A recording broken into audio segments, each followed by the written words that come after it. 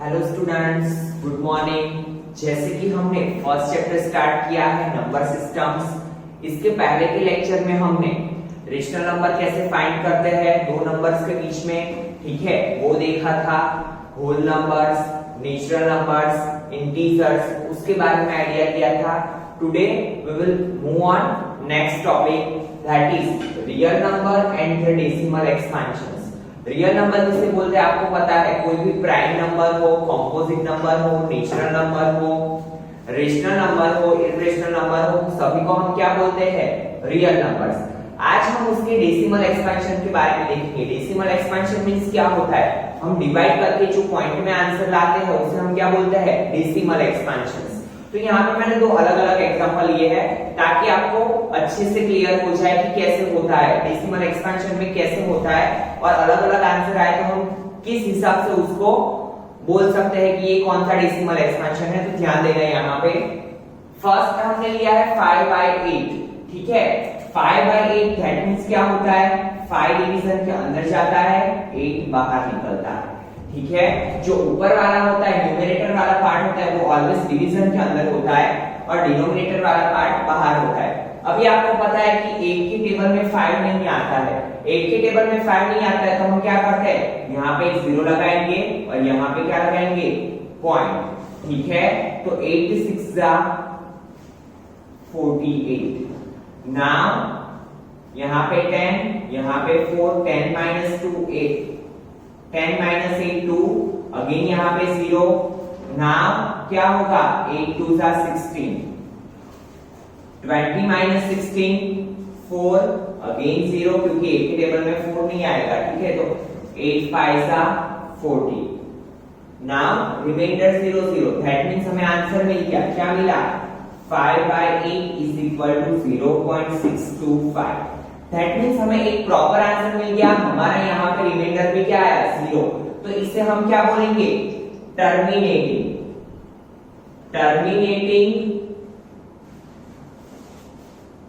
Decimal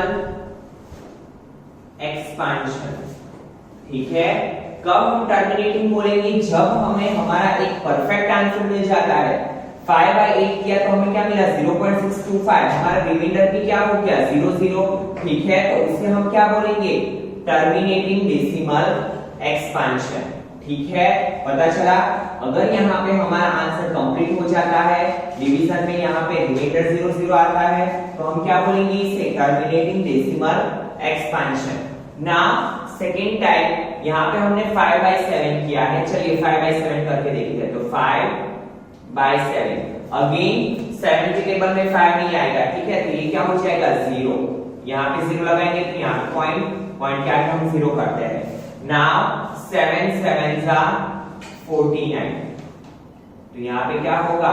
1, again यहाँ पे 0, 7 1 जा 7, 3, अगेन यहाँ पे 0, 7 4 जा 28, 2, अगेन यहाँ पे 0, 7 2 जा 14, 20 - 14 6, अगेन यहाँ पे 0, 7 7 जा 49, 7 8 जा 56, ठीक है। तो 7 8 जा 56, यहाँ पे क्या आएगा? 4 0, 7 5 जा 35, 40 - 35, अगेन 5। तो देखिए हमने कहां से स्टार्ट किया था? 5 से। अगेन हमारा यहाँ पे रिमाइंडर क्या आया? 5।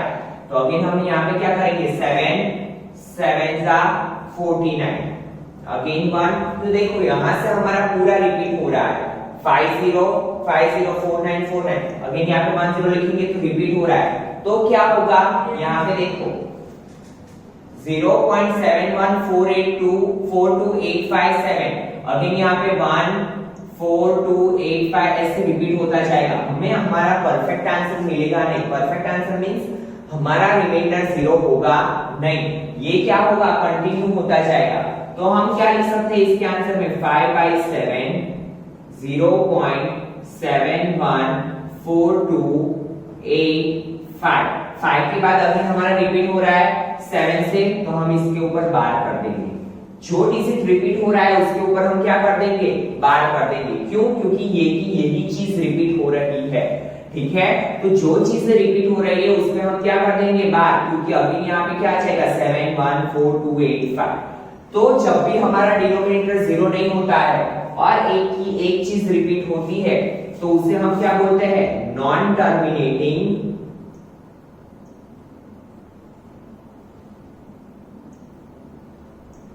Recurring decimal expansion.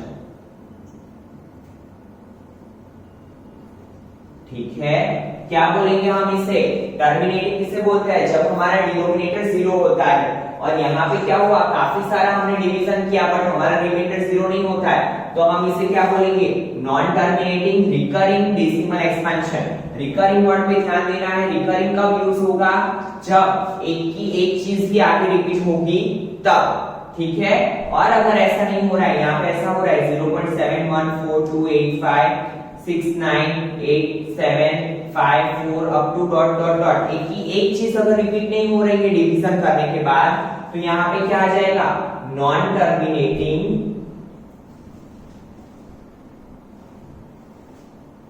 Non recurring decimal expansion.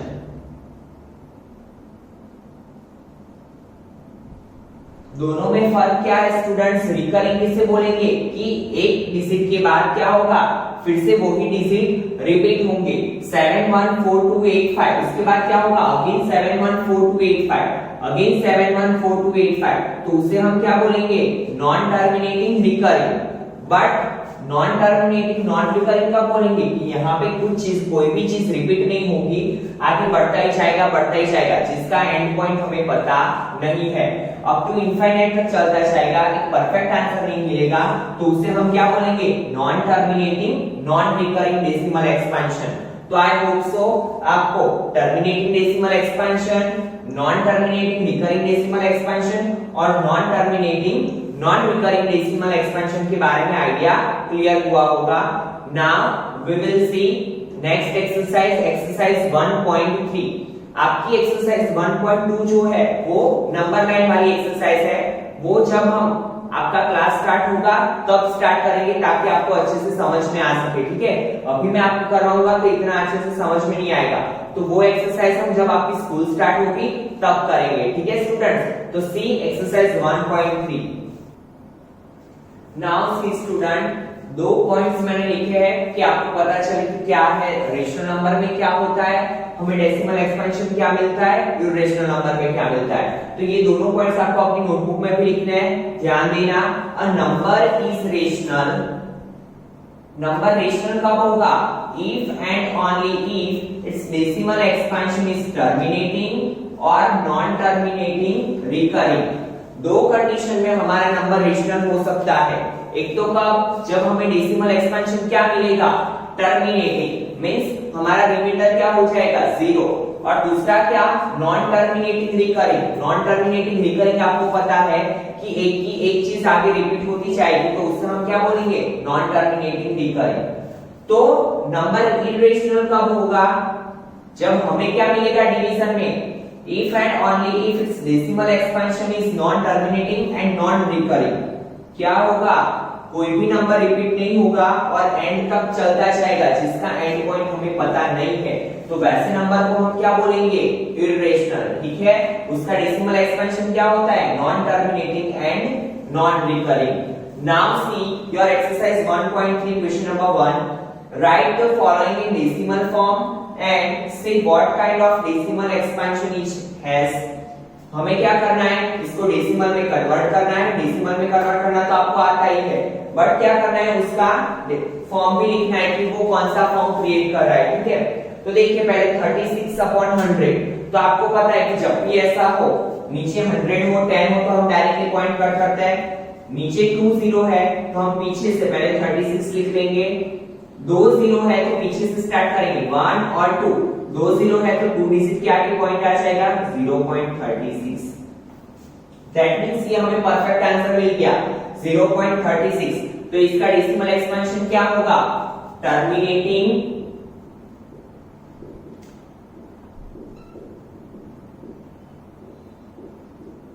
Decimal expansion. ठीक है, क्या होगा? टर्मिनेटिंग डेसिमल एक्सपेंशन, क्योंकि हमें एक परफेक्ट आंसर मिल गया। Now second 1/11। Now you know that 1/11 that means क्या होगा?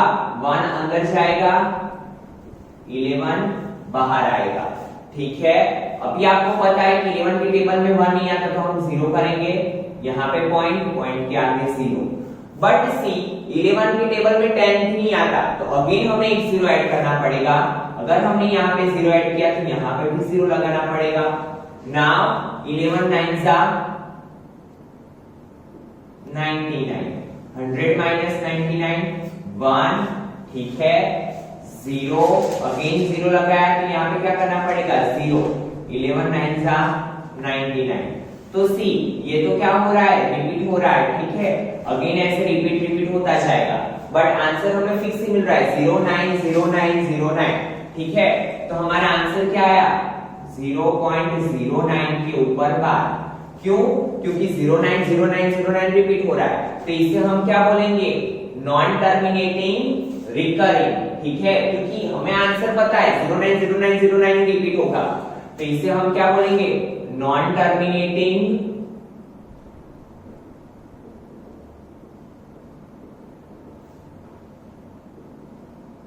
Recurring decimal expansion. ठीक है, पता चला एक अगर चीज रिपीट होती है तो हम उसे क्या बोलते हैं? Non terminating recurring decimal expansion.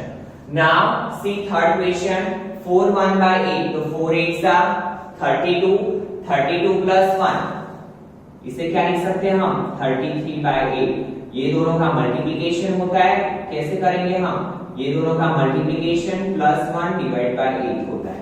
Now 33/8 देखिए यहाँ पे करते हैं हम 33 अंदर 8 बाहर, 8 4 जा 32, 33 माइनस 32 1। 8 के टेबल में 1 नहीं आएगा 0, तो यहाँ पे पॉइंट 8 1 जा 8 अगेन 2, 8 2 जा 16 4 0, 8 5 जा 40 0 0। दैट मींस हमें क्या मिला? एक परफेक्ट आंसर मिला। क्या मिला? 4 1/8 इज इक्वल टू 4.125। तो ये क्या होगा? टर्मिनेटिंग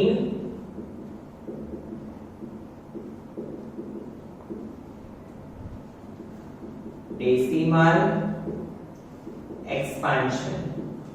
ठीक है, क्या होगा? Terminating decimal expansion. क्यों? क्योंकि हमें एक परफेक्ट आंसर मिल गया 4.125। नाउ 3/13, 3/13 को कैसे करेंगे हम? 3 अंदर जाएगा, 13 बाहर। 13 के टेबल में 3 नहीं आता है, तो क्या करेंगे? यहाँ पे 0, यहाँ पे पॉइंट। 13 2 जा 26, 30 माइनस 26 4 अगेन 0, 13 3 जा 39, तो 1 अगेन 0। ठीक है, 13 के टेबल में 10 नहीं आएगा तो क्या करना पड़ेगा? अगेन 0, तो यहाँ पे 0 लगाना पड़ेगा। नाउ 13 7 जा 91, यहाँ पे 9 अगेन 0। क्या होगा? 13 5 जा 65, 13 6 जा 78, 13 6 जा 78 से करेंगे। ठीक है, तो 10 माइनस 8 2, यहाँ पे 8 माइनस 7 1 अगेन 12 नहीं आएगा, 0 लगाना पड़ेगा। 13 9 जा 117, तो देखिए 10 माइनस 120 माइनस 117 तो 3। अगेन हमारे पास कहां से स्टार्ट किया था? 3 से स्टार्ट किया था, 3 आ गया। यहाँ पे 0 लगाएंगे तो सेम हो जाएगा। दैट मींस हमारा आंसर क्या हो रहा है? 3/13 इज इक्वल टू 0.23079। अगेन क्या होगा? रिपीट होता जाएगा। 13 2 जा 26 अगेन क्या होता जाएगा? रिपीट होता जाएगा। तो हम क्या करेंगे? 230769 पे बार करेंगे। क्यों? क्योंकि फिर से क्या हो रहा है? हमारा आंसर रिपीट हो रहा है, तो इससे हम क्या बोलेंगे? Non terminating,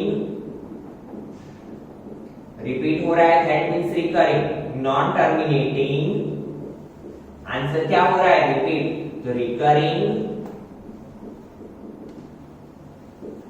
decimal expansion. पता चला स्टूडेंट्स क्या होगा, non terminating recurring decimal expansion. क्यों, क्योंकि 230769 9 के बाद अगेन रिपीट होगा 230769, तो ये रिपीट हो रहा है, तो एक का एक ही आंसर हमें आगे मिलने वाला है, that means non terminating recurring decimal expansion. Now see question number 5। Now see student, fifth number question, 2 upon 11, you know that 2 upon 11 में 2 कहाँ पे जाएगा अंदर, 11 कहाँ पे आएगा बाहर। Now you know that कि 11 के टेबल में 2 नहीं आता है, तो हम क्या करते हैं, 0 लगाएंगे, ठीक है, 0 लगाया तो यहाँ पे क्या आएगा, पॉइंट, पॉइंट के आगे 0। Now 11 बनता 11, ठीक है, 20 में से 11 जाएगा, क्या होगा 9, ठीक है। अभी पता है आपको कि 11 में 9 नहीं आएगा, अगेन 0, क्या होगा 11 8 सा 88, अगेन 2, 0 लगाएंगे तो देखिए क्या हो रहा है, यहाँ पे 20 था, अगेन 20 रिपीट हो रहा है। तो आपको पता है कि जब भी ऐसा रिपीट होता है, दैट मींस हमारा आंसर क्या होगा, 2 upon 11 0.18 ऐसा रिपीट होता जाएगा, तो इससे हम क्या लिखते हैं, 0.18 का बार। और जब भी ऐसा आता है कि 18 तो हम क्या लिखते हैं, कौन सा होता है हमारा decimal expansion, non terminating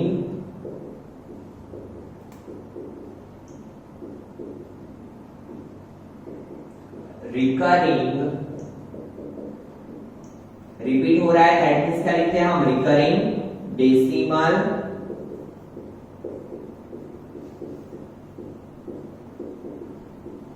expansion, non terminating recurring decimal expansion. Now question number 6, 329 upon 400, तो इसे हम थोड़ा इजी बना लेते हैं, कैसे, 329 4 मल्टीप्लाई क्या लिख सकते हैं हम, 100 लिख सकते हैं, ठीक है, ताकि इजी हो जाए, हमें 400 से डिवाइड ना करना पड़े। तो अभी हम क्या करेंगे, 329 को 4 से डिवाइड कर देंगे, तो 4 8 सा 32 0 0 9 बचा, 4 2 सा 8 9 माइनस 8 1, एक 0 लगाया तो यहाँ पे क्या आ जाएगा, पॉइंट, 4 2 सा 8 10 माइनस 8 2, 0 लगाया, 4 5 सा 20, ठीक है। तो हमें ये किसका आंसर मिला, 329/4 का क्या मिला, 82.25 डिवाइड बाय, अभी 100 तो बचा ही है क्योंकि हमने किससे डिवाइड किया था, 4 से, तो हमारे पास 100 का ऐसे 20 बचा। ना आपको पता है जब भी डिनोमिनेटर में 2 डिजिट होते हैं तो हमारा पॉइंट क्या होता है, 2 स्टेप्स फॉरवर्ड आता है, लेफ्ट हैंड साइड 2 स्टेप्स आता है, तो इसे हम क्या लिख सकते हैं, 0.8225, यहाँ पे पॉइंट था, एक स्टेप यहाँ पे और एक स्टेप यहाँ पे, तो क्या हो गया 0.8225, दैट मींस हमें क्या मिला, परफेक्ट आंसर मिला। तो इसे हम क्या बोलते हैं, terminating decimal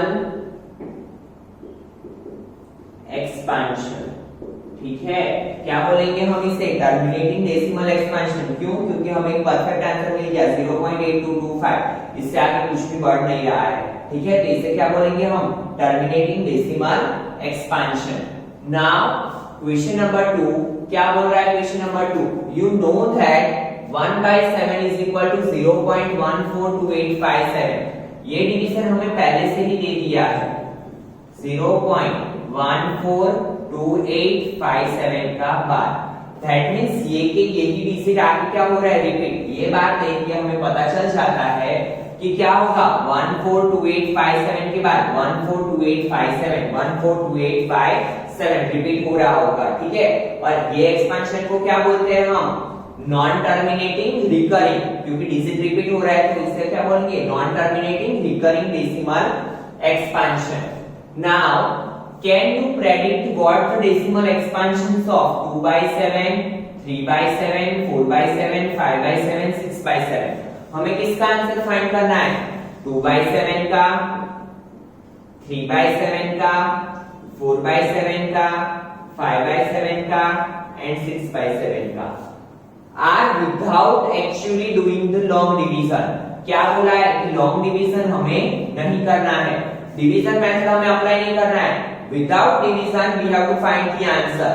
if so how, अगर कर सकते हो तो कैसे, ठीक है, वो हमें पूछा है। तो देखिए एक चीज हो सकती है, हमें क्या दिया हुआ है 1 by 7, इसका आंसर क्या दिया हुआ है 0.142857 का बार, ठीक है। और फाइंड क्या करना है 2 by 7, 3 by 7, 4 by 7, 5 by 7, 6 by 7, but long division का यूज नहीं करना है। तो देखिए कैसे हो सकता है, अभी हम इसे ऐसे लिख सकते हैं 2 by 7 दिया हुआ है तो 2 मल्टीप्लाई 1 by 7। कैसे, आपको पता है कि रेशनल नंबर में मल्टीप्लिकेशन में क्या होता है, न्यूमरेटर न्यूमरेटर का मल्टीप्लिकेशन। तो 2 1 जा 2 और 7 का 7 ऐसे 20, तो हमें मिल गया 2 by 7, ठीक है। तो हम इसे लिख सकते हैं। ऐसे क्यों लिखा, क्योंकि देखिए यहाँ पे 1 by 7 की वैल्यू हमारे पास ऑलरेडी दी हुई है क्वेश्चन में, क्या 0.142857 का बार। तो हमने क्या किया 1 by 7 की जगह पे ये वैल्यू रख दी जो हमें दी हुई थी वो। नाम ये दोनों का मल्टीप्लिकेशन करेंगे तो हमें आंसर मिल जाएगा। तो देखिए 0.142857 का मल्टीप्लिकेशन 2 के साथ, 2 7 सा 14 कैरी 1, 2 5 सा 10 प्लस 1 11 कैरी 1, 2 8 सा 16 प्लस 1 17 कैरी 1, 2 2 सा 4 प्लस 1 5, 2 4 सा 8, 2 1 सा 2। तो क्या होगा 0.285714 के ऊपर बार, ठीक है। तो बहुत ही सिंपल है। नाउ 3 by 7, तो यहाँ पे क्या करेंगे हम 3 मल्टीप्लाई 1 by 7, ठीक है। अगेन यहाँ पे क्या करेंगे 3 1 by 7 की वैल्यू आपको पता है क्या है 0.142857 का बार।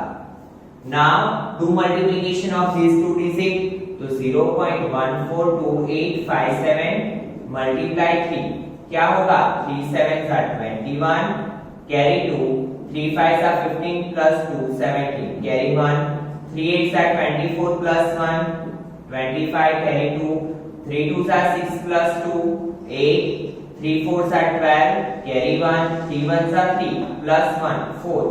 तो क्या मिला हमें आंसर 0.428571। तो यहाँ पे लिख दो 0.428571 और उसके ऊपर क्या आ जाएगा बार, ठीक है। नाउ सी 4 by 7, तो 4 मल्टीप्लाई 1 by 7 लिख सकते हैं, 4 1 सा 4 by 7।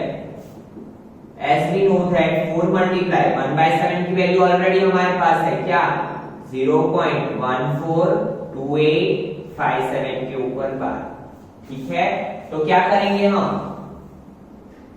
0.142857 मल्टीप्लाई 4, 4 7 सा 28 कैरी 2, 4 5 सा 20 प्लस 2 22 कैरी 2, 4 8 सा 32 प्लस 2 34 कैरी 3, 4 2 सा 8 प्लस 3 11 कैरी 1, 4 4 सा 16 प्लस 1 17 कैरी 1, 4 1 सा 4 प्लस 1 5। 0.57 क्या है आंसर 0.571428, ठीक है। पता चला स्टूडेंट्स। नाउ सी 5 by 7, तो क्या होगा 5 multiply 1 by 7। As we know that value of 1 by 7 क्या होगा 0.142857 का बार, ठीक है।